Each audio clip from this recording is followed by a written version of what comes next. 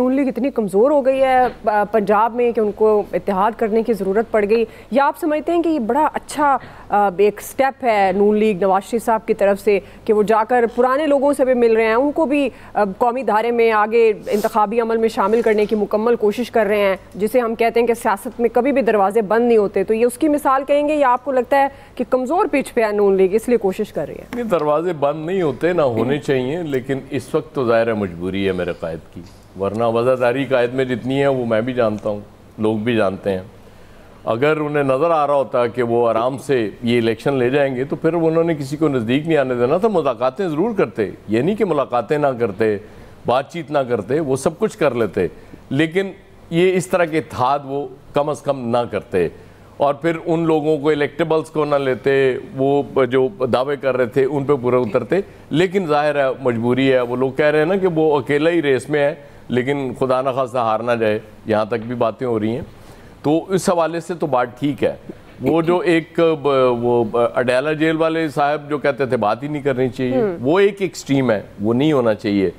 बिल्कुल बातचीत के दरवाजे बंद नहीं करने चाहिए, लेकिन चूँकि आप समझते हैं कि जी मैं ही सिर्फ ठीक हूँ, बाकी सारे चोर हैं, डाकू हैं, तो वो इस तरह से चीज़ें नहीं चला करती। देखिए ब्लैक एंड वाइट चीज़ें कम होती हैं दुनिया में, ग्रे एरिया ज़्यादा होता है, तो उसको हमेशा सामने रख के और कहीं गिव एंड टेक करना पड़ता है। पॉलिटिक्स तो नाम ही इसी चीज़ का है कि कहीं आप सरेंडर करते हैं, कहीं आप गेन कर लेते हैं, कहीं आप कहते हैं कि यार ये साइड पे रख दें चीज़ें, मैं बाद में देख लूँगा। तो इसी तरह से चीज़ों को आगे बढ़ाया जाता है।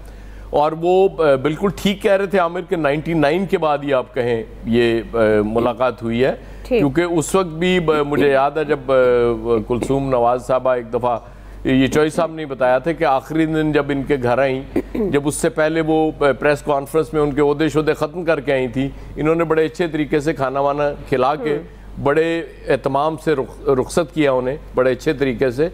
और उसके बाद भी जब हमजा यहाँ थे उनके साथ भी कोऑपरेट करते रहे। वज़ादारी तो इस ख़ानदान में बहुत है, इसमें कोई शक नहीं है। तो वो लेकिन जब बच्चे बड़े हो जाते हैं ना तो फिर जाहिर है उन्होंने अपना हिस्सा भी मांगना होता है कि जी हमें तो आजकल मिला कुछ नहीं, क्योंकि शुजात साहब के बेटे तो यही समझ रहे थे ना कि सारा कुछ मोनस ले जाता है। वो आपको याद होगा जब इमरान खान ने इनकार किया था मोनस को वजीर बनाने से और वो चाह रहे थे कि शुजात साहब का बेटा बन जाए, तो उस वक्त भी शुजात साहब ने कहा था कि नहीं, किसी सूरत ये नहीं होगा। मतलब वज़ादारी अल्टीमेट ये होती है। वो ठीक है, अब आज इख्तलाफात हैं, क्वाइट पॉसिबल है कि आज इनसे हाथ में लाया, कल वो फिर इकट्ठे कहीं बैठे हों, तो ये सियासत में ज़ाहिर चीज़ें चलती रहती हैं। Otherwise this is very good, बिल्कुल इसमें इतनी वो गुंजाइश रखनी चाहिए आपको कि अगर कोई इस तरह का वक्त आता है, अल्टीमेटली गेन तो आप ही कर रहे होते हैं ना। अगर इनकी वजह से वोट बैंक में इजाफा हो जाएगा तो फाइनली गेन किसने करना, फायदा किसको होना है? मेरे कायद को। तो मेरे कायद तो अपने फायदे के लिए कुछ भी कर सकते हैं और करना चाहिए, उनका राइट है। फैसल साहब फायदे के लिए कर रहे हैं नवाज शरीफ साहब, या आपको लगता है कि ये एक अच्छा स्टेप है उनका? एक राय तो ये है कि वो इलेक्शन का रिजल्ट का खौफ है जिसकी वजह से कर रहे हैं। दूसरी राय ये है कि एक सियासी हिकमत अमली है कि जो हालात हैं, जो इस वक्त तनाव है, उसको कम करना। दोनों राय के हवाले से आप लातादाद दलीलें दे सकते हैं, लेकिन बहरहाल जो भी हो रहा है अच्छा है। और इनको सिर्फ अगर यहीं तक अपनी मुलाकातों को है ना महदूद नहीं करना चाहिए, अपना दिल को कुशादा करें। और अगर वाकई आपकी नीयत ये है कि इसमें सिर्फ आपका इलेक्शन के रिजल्ट का खौफ नहीं है, तो फिर आप तहरीक इंसाफ से भी मिल लें हाथ के हाथ। अगर वाकई आपका मंशा ये है कि इस मुल्क के अंदर जो है वो सियासी तनाव खत्म हो जाए और जो इस वक्त जो कशीदगी है वो खत्म हो जाए, तो फिर बेहतर ये कि आप तहरीक इंसाफ से भी मिल लें और कोशिश करें कि उनको भी जो है वो कोई महफूज रास्ता मिले सियासत में हिस्सा लेने का। इसकी वजह क्या है?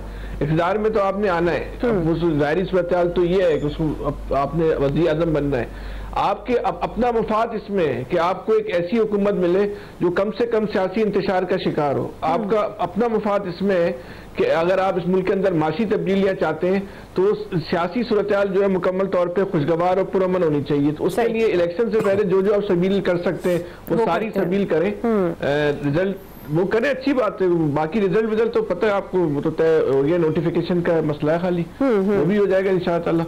तो बाकी इतनी परेशान होने की जरूरत नहीं, लेकिन ये इस लिहाज से पहलू सही है कि इस बात को उन्होंने अगर इस दफा अपनी अना का मसला नहीं बनाया तो ठीक है, इसको वेलकम करना चाहिए।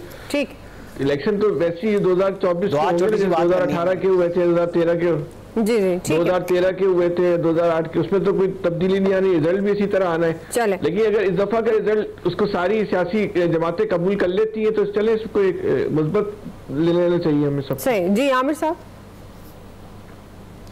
ये जो हमारे यहाँ यादाश्तों का मसला ना, असल ये है कि 2014 में भी जब इमरान खान साहब ने शुरू किया था तो नवाज शरीफ उनसे मिलने बन्नी गाला चले गए, बिल्कुल गए थे जी। और जब वो धरना लेके आए थे तो उस वक्त पीपल्स पार्टी और मौलाना फजलुर रहमान दोनों उनके मुखालिफिन थे नवाज शरीफ के। उन्होंने सारी पार्लियामेंट को अपने साथ मुश्तरका इजलास में बिठा के कि हमें पार्लियामेंट को मजबूत करना चाहिए, ये उस वक्त भी यही काम किया था।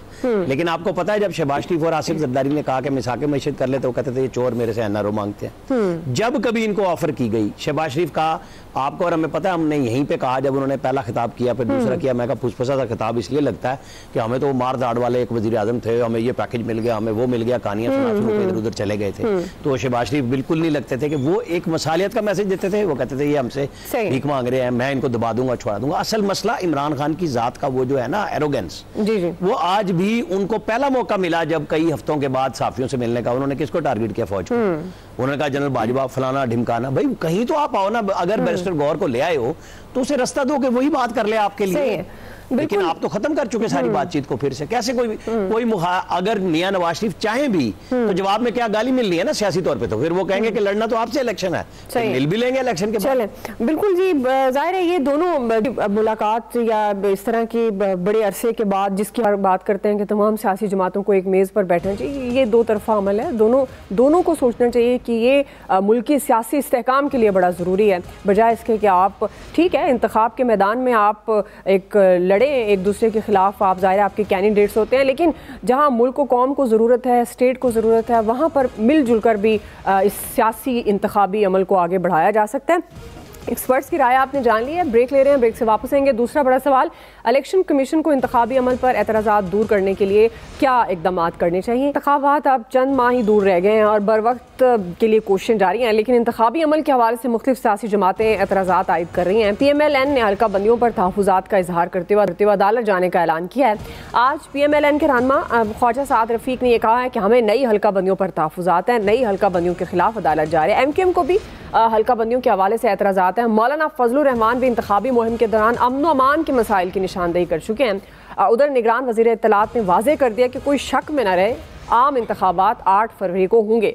Chief election commissioner Sikandar Sultan Raja ने भी ये कहा है कि इलेक्शन कमीशन इस वक्त आइंदा आम इंतखाबात की तैयारियों में मसरूफ़ अमल है। जल्द इलेक्शन शेड्यूल दिया जाएगा और पोलिंग 8 फरवरी को होगी। नाज़रीन, सुप्रीम कोर्ट के फैसले और इलेक्शन कमीशन की यकीन दहानी के बाद इस बात में तो शक की गुंजाइश नहीं है कि इंतखाबात अपने वक्त पर होंगे। सियासी